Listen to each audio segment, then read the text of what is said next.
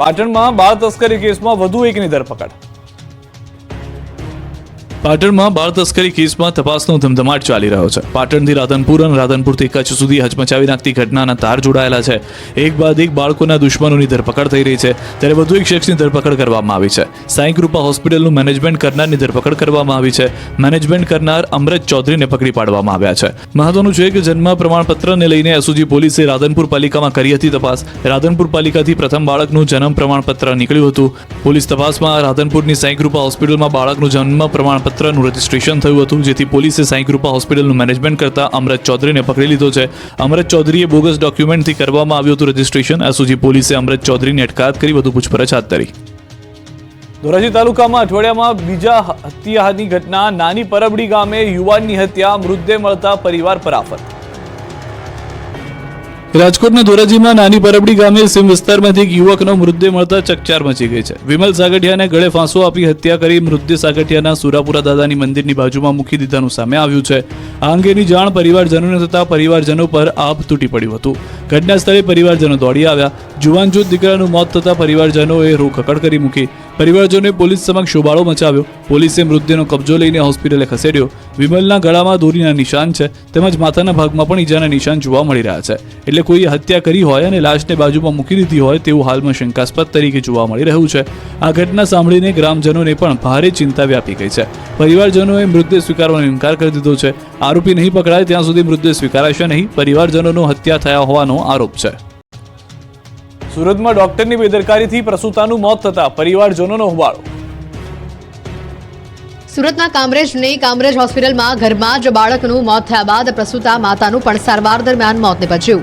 પ્રસૂતાને દુખાવો ઉપડતા હોસ્પિટલ ખસેડવામાં આવી હતી અને સાથે તાવ પણ આવતો હોવા છતાં ડોક્ટરે યોગ્ય સારવાર ન કરતા અન્ય હોસ્પિટલ લઈ જવાનું કહીને હાથ ઊંચા કરી દીધા હોવાનો પરિવારે આક્ષેપ કર્યો છે. ખોટી દવા આપી હોવાનો પરિવાર આક્ષેપ કરી રહ્યા છે. આ મામલે પરિવારજનો દ્વારા ડોક્ટરની બેદરકારીના કારણે મોત થયું હોવાનો આક્ષેપ કરાતા ખળભળાટ મચી ગયો છે. હોસ્પિટલ ખાતે પહોંચી ન્યાયની માંગ સાથે હોબાળો પરિવાર દ્વારા મચાવવામાં આવ્યો.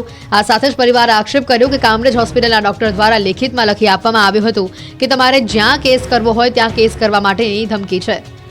રાજેશ્વરી રેસિડેન્સીમાં 30 વર્ષીય ગાયત્રી મિત શિરોયા 9 મહિના પહેલા ગર્ભવતી થતા પરિવારમાં ખુશીનો માહોલ હતો. પરિવારના એકના એક દીકરાના ઘરે પારણું બંધાવવાનું હતું, પણ ડોક્ટરની બેદરકારીથી બંનેના મોત થતા પરિવાર હાલ શોકમાં ગરકાવ છે. રાજકોટ પીજીવીસીએલ કસ્ટમર કેર સેન્ટરમાં બધા જ કર્મીઓ ઊંઘી ગયા. એમડીએ તપાસના આદેશ આપ્યા. જે ગ્રાહકનો આપ સંપર્ક કરવા માંગો છો એ હાલ ઘોડા વેચીને સૂઈ ગયા છે. કૃપા કરીને જાગે પછી કોલ કરો અથવા અંધારામાં રહેવાની આદત પાડી લો. લાઇટ જાય અને તમે પીજીવીસીએલની કચેરીમાં ફોન કરો ત્યારે આવી ટ્યુન સંભળાય તો ચોંકી ન જશો, કારણ કે આ હકીકત પણ હોઈ શકે છે. પીજીવીસીએલના નિંદ્રાધીન કર્મચારીનો એક વિડીયો વાયરલ થયો છે.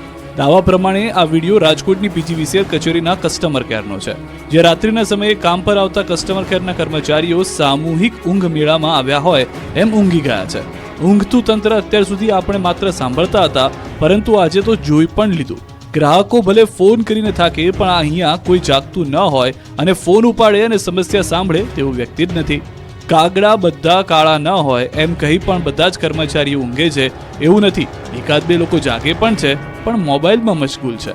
શહેરના કનેક રોડ પર આવેલા કસ્ટમર કેર સેન્ટરનો આ વિડીયો હોવાનો દાવો કરાઈ રહ્યો છે. વિડીયો વાયરલ થતા પીજીવીસીએલના આસિસ્ટન્ટ એન્જિનિયરે સ્પષ્ટતા કરી કે વાયરલ વિડીયો જૂનો છે. ખાતાકીય તપાસ ચલાવવામાં આવી રહી છે. ગેરરીતિ સામે આવશે તો પગલાં લેવાશે. સુતેલા કર્મચારીઓ કોન્ટ્રાક્ટ આધારિત છે, પરંતુ એનો મતલબ એ નથી કે કામના સમયે સૂઈ જવાનું. હિંમતનગરના રાયપુર ગામની પ્રાથમિક શાળામાં સતત બીજા દિવસે પણ તાળાબંધી. સામાન્ય રીતે શાળામાં શિક્ષકો ભણાવવા માટે આવે, પરંતુ હિંમતનગરના રાયપુર ગામની પ્રાથમિક શાળામાં શિક્ષકો ઝઘડવા માટે આવે છે. દરરોજ શિક્ષકો ઝઘડતા વિદ્યાર્થીઓ કંટાળ્યા, ત્યારે સાબરકાંઠાના હિંમતનગરના રાયપુર ગામની પ્રાથમિક શાળામાં સતત બીજા દિવસે પણ તાળાબંધી કરી વિરોધ કરવામાં આવ્યો. ગામના લોકોનું કહેવું છે કે છેલ્લા 1 વર્ષથી શાળાના શિક્ષકો અંદરો અંદર ઝઘડતા રહે છે, જેની અસર શાળા જતા બાળકો પર પડી રહી છે.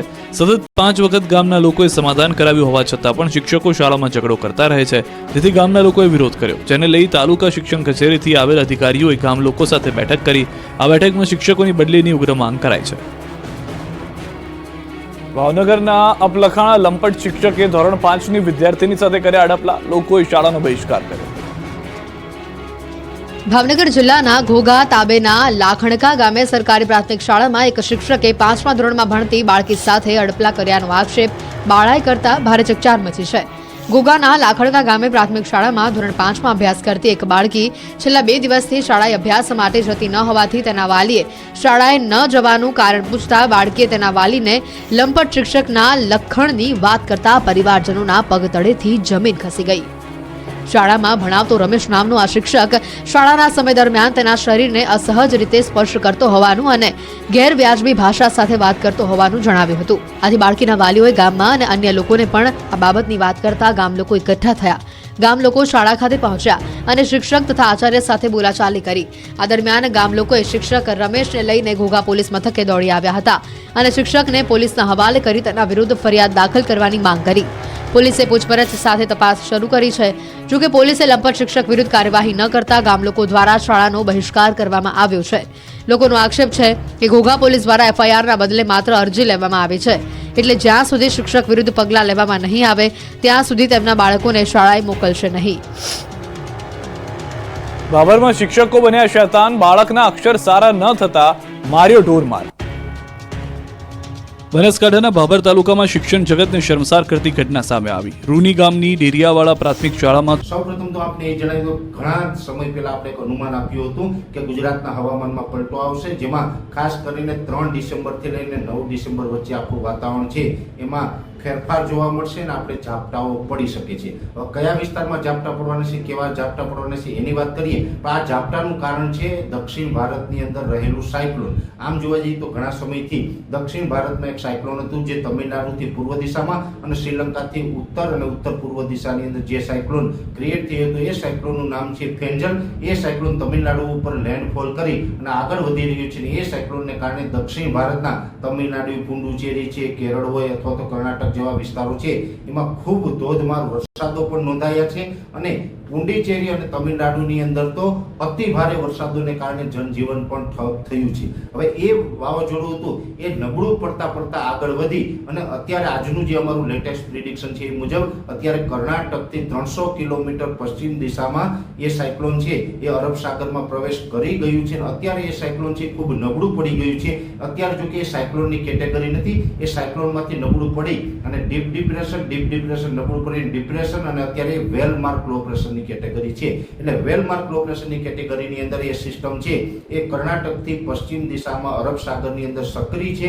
અત્યારે હવે થોડીક ઉત્તર તરફ અને વધારે પડતા એ પશ્ચિમ દિશા તરફ આગળ વધે તેવી શક્યતાઓ છે. જોકે આને કારણે ગુજરાતનો કોઈ મોટો ખતરો નથી, પણ હવે આજથી પણ ઘણા વિસ્તારોની અંદર હવામાનમાં પલટો આવ્યો છે આજે 3 ડિસેમ્બરથી અને હજુ 6-7 ડિસેમ્બર સુધી ગુજરાતના હવામાનમાં પલટો જોવા મળી તેવી શક્યતાઓ છે. જોકે ઓલ ઓવર ગુજરાતમાં તમામ વિસ્તારોની આની અસર નથી થવાની કે તમામ વિસ્તારોની અંદર વાદળછાયું વાતાવરણ થવાનું નથી, પણ ઘણા બધા વિસ્તારોની અંદર વાદળછાયું વાતાવરણ પણ થશે. લગભગ 60% આસપાસ વિસ્તારને તો આવરી લેશે અને અમુક વિસ્તારમાં માવઠાના ઝાપટાની શક્યતાઓ છે. સૌપ્રથમ તો જે માવઠાના ઝાપટાની શક્યતાઓ છે એની વાત કરવા જઈએ તો મધ્યપ્રદેશ અને મહારાષ્ટ્ર બોર્ડર લાગુ વિસ્તારમાં ઝાપટાની શક્યતાઓ છે, જેમાં દાહોદ, ગોધરા અને છોટાઉદેપુર કે જે મધ્યપ્રદેશ બોર્ડર છે ત્યાં પણ હળવા સામાન્ય છૂટાછવાયા માવઠાના ઝાપટા છે એ પડી શકે. જો કે આ જે 3 જિલ્લા છે દાહોદ, ગોધરા અને છોટાઉદેપુર એ 3 જિલ્લામાં જે છાટાછૂટીની શક્યતાઓ છે એટલે સમગ્ર 3 જિલ્લામાં ન પડે પણ છૂટાછવાયા પડે, 2-5 ગામમાં પડે, 2-5 ગામમાં ન પડે, એવી રીતે છૂટાછવાયા અને એકદમ હળવા સામાન્ય હશે કે જેને કારણે કોઈ ખેતી પાકને કે આપણે બીજા કોઈ માલ મિલકતને નુકસાન થાય તેવી સંભાવનાઓ નથી, પણ છૂટાછવાયા ઝાપટાઓ ચોક્કસથી ત્યાં જોવા મળશે. એવી જ રીતે દક્ષિણ ગુજરાતમાં પણ ઘણા બધા વિસ્તારોની અંદર ઝાપટાની શક્યતાઓ છે. સૌથી વધારે જે ઝાપટાની કે છાટાછૂટીની તીવ્રતા છે એ તાપી અને ડાંગ જિલ્લામાં જોવા મળે તેવી શક્યતાઓ છે. તાપી અને ડાંગ જિલ્લામાં તો આવનારા 3-4 દિવસ ખાસ કરીને 4 અને 5 તારીખ દરમિયાન આ ઝાપટાની શક્યતાઓ તાપી અને ડાંગમાં રહેલી છે. એ સાથે પણ આગળ પાછળ એકાદ દિવસ એ ઝાપટા કે છાટાછૂટી જોવા મળી શકે અને ડાંગ અને તાપીને બાદ કરતા બીજા વિસ્તારો હોય જેમાં વલસાડ હોય, વાપી, નવસારી છે, સુરત છે અથવા તો જે રાજપીપળા જેવા વિસ્તારો હોય અને એની આસપાસના અમુક વિસ્તારો છે જેમાં હળવા સામાન્ય છૂટાછવાયા છાટછૂટ થઈ શકે છે. એટલે દક્ષિણ ગુજરાત અને મધ્ય ગુજરાતના આ ભાગોની અંદર ઝાપટા પડી શકે. સૌરાષ્ટ્રની વાત કરવા જઈએ તો સૌરાષ્ટ્રના દરિયાઈ કાંઠાના વિસ્તાર જેમાં મહુવા, રાજુલા હોય અથવા તો ખાંભા તાલુકો છે, ઉના હોય કે કોડીનાર, સૂત્રાપાડાથી લઈ અને છેક સોમનાથ સુધી, તાલાળા સોમનાથ, એટલે કહી શકાય કે મહુવાના દરિયાકાંઠાથી લઈ અને સોમનાથના દરિયાકાંઠા સુધીના અમુક ગામડાઓમાં છાટાછૂટી એકદમ હળવી થઈ શકે છે. જોકે સૌરાષ્ટ્રના દરિયાકાંઠે ઘણી વખત એવું પણ બનશે કે કદાચ એકદમ છૂટાછવાયા કોઈક જગ્યાએ એકલ દુકલમાં પડે તો, બાકી સૌરાષ્ટ્રના દરિયાકાંઠે બહુ શક્યતાઓ નથી, પણ આપણે હળવા સામાન્ય કોઈ ગામની અંદર ઝાપટાઓ છે પડી શકે છે. એટલે આ રીતનો જે વરસાદી માહોલ રહેવાનો છે, એટલે આ માવઠું કોઈ મોટું માવઠું નથી. જે છેલ્લા ઘણા સમયથી અમે આપને બતાવતા આવ્યા છે કે આમાં કોઈ મોટું માવઠું થવાનું નથી, એટલે કોઈ ડરશો નહીં, કોઈ ગભરાશો નહીં. હા, વાતાવરણમાં પલટો આવશે એટલે વાદળછાયું વાતાવરણ થશે, અનેક જગ્યાએ ઘાટા વાદળ થઈ જશે. જો કે બીજા વિસ્તારોની અંદર જે વાદળછાયું વાતાવરણ થશે, જેમાં સૌરાષ્ટ્ર હોય, દક્ષિણ ગુજરાત હોય, મધ્ય ગુજરાતના અમુક ભાગો અને કચ્છના પણ અમુક વિસ્તારોની અંદર વાદળછાયું વાતાવરણ થઈ શકે છે. ઉત્તર ગુજરાતમાં એકદમ હળવા છૂટાછવાયા સ્થળે કોઈ જગ્યાએ વાદળ જોવા મળશે, બાકી ઉત્તર ગુજરાતમાં બહુ વાદળછાયું વાતાવરણ નહીં જોવા મળે. વાદળછાયું વાતાવરણને કારણે તમને એવું લાગશે કે કદાચ મોટું માવઠું થાય એવી શક્યતાઓ છે, પણ આમાં કોઈ મોટા માવઠાની શક્યતાઓ નથી. માત્ર વાદળ થશે અને વાદળને કારણે એક ડર ઊભો થશે, બાકી કોઈ મોટા માવઠાની શક્યતાઓ નથી, જેની દરેક મિત્રોએ નોંધ લેવાની છે. એટલે આ પ્રકારનું હવામાન રહેવાનું છે. 6-7 તારીખ પછીથી ફરીથી ગુજરાતનું હવામાન ચોખ્ખું થશે અને રાબેતા મુજબનો શિયાળો છે એ આગળ વધે તેવી શક્યતાઓ છે.